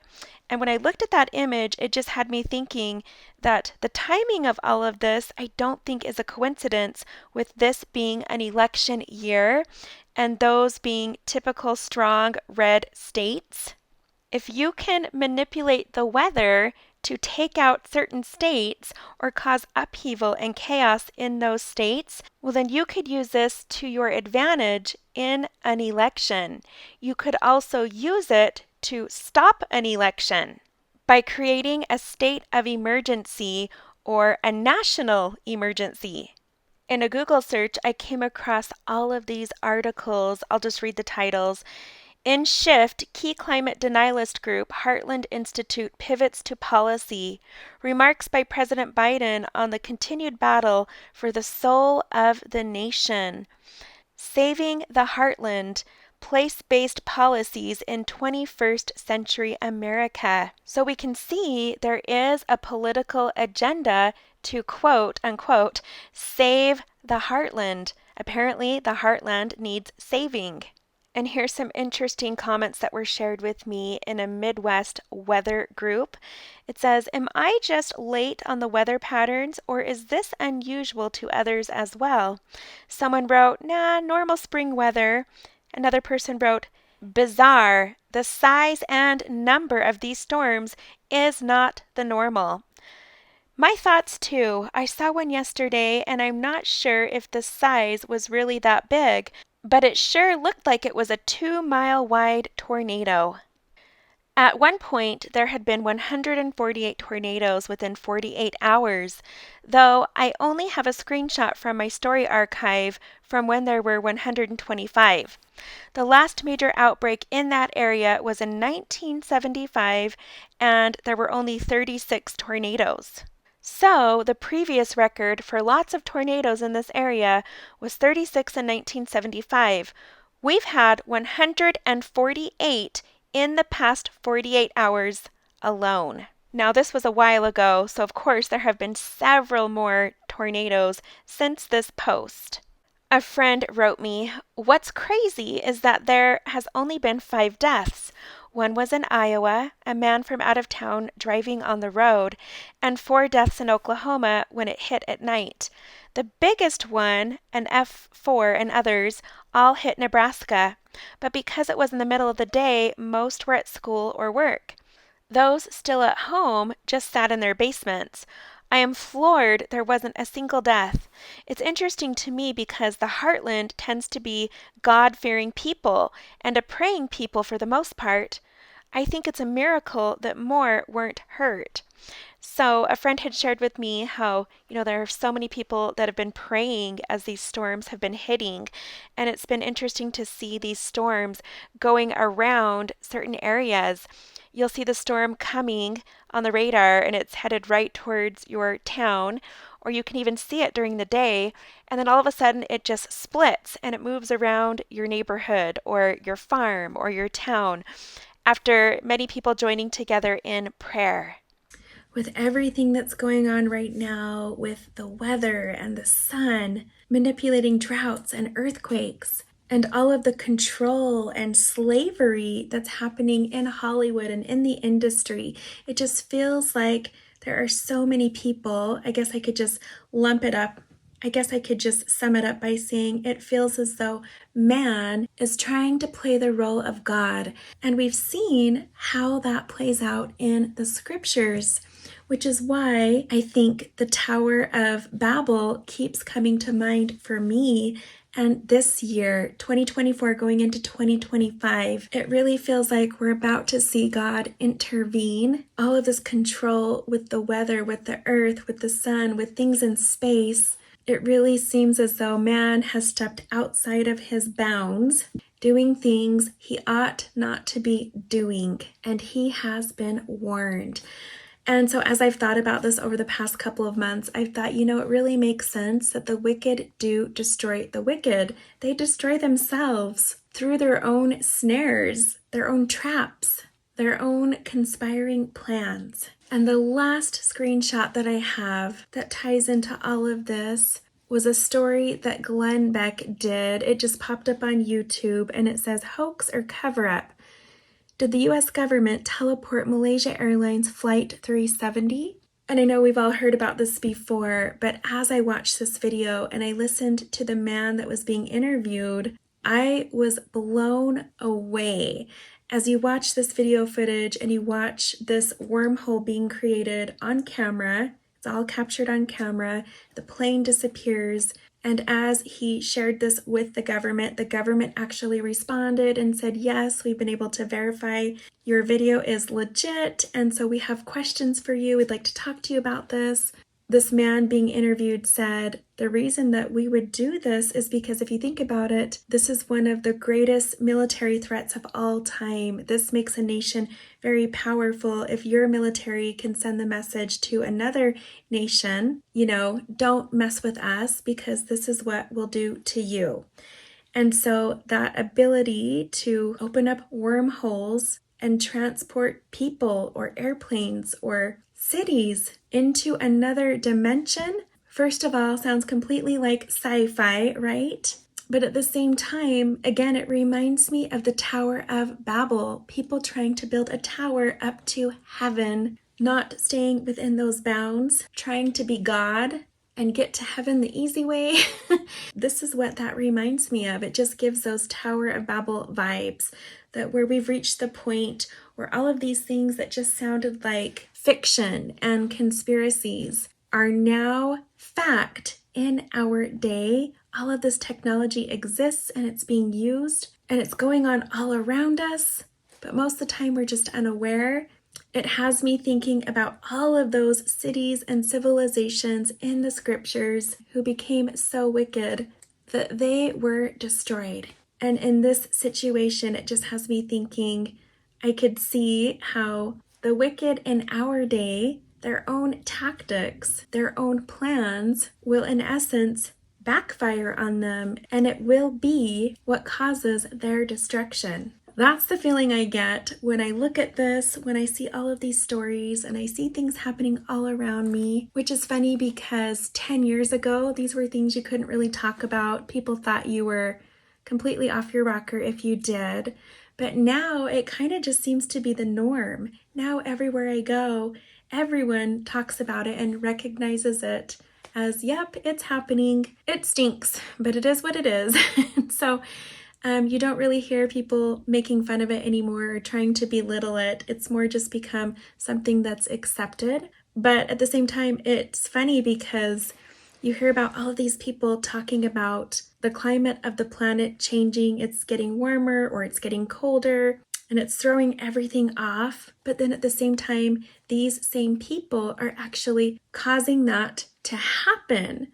Yet they're blaming it on other things. So it is just crazy, all of the things that have been going on all around us, out in the open, made to look like it's something else, or things being manipulated while the blame is being put on something else or someone else. It just really feels like we're ripe for God to intervene. Anyways, despite all of these things going on that we have no control over, I think we're seeing more and more, at least I'm seeing more and more, the importance of standing in holy places and holding fast to your covenants so that we can truly have peace and protection during these storms. Now, I will say real quick that I've heard so many stories coming in from a lot of you, a lot of my friends, people talking about how where they live in the path of all of these tornadoes, how they've experienced so many miracles where they've prayed and suddenly the weather changes or the tornado goes around their town or bypasses their backyard or causes major destruction, but miraculously everyone survives. So I've just heard miracle after miracle in these places where they are in the path of destruction. And it's just another testimony that as we hold fast to our covenants, we can have that peace and protection. We don't need to be afraid. And even if we lose our material things, it feels as though it's all a part of a plan to help remove us from the world, to remove us from Babylon, and make us even more dependent on the Lord. As a hen gathereth her chicks under her wings, the Lord is gathering us in to his peace and his safety. And I don't know about you, but I have been feeling it. I've been feeling that peace. Anyways, I know this is true, and I say it in the name of Jesus Christ. Amen. Thank you so much for joining me today, you guys. I hope you have a wonderful day. I hope you have a wonderful week, and I will see you next time.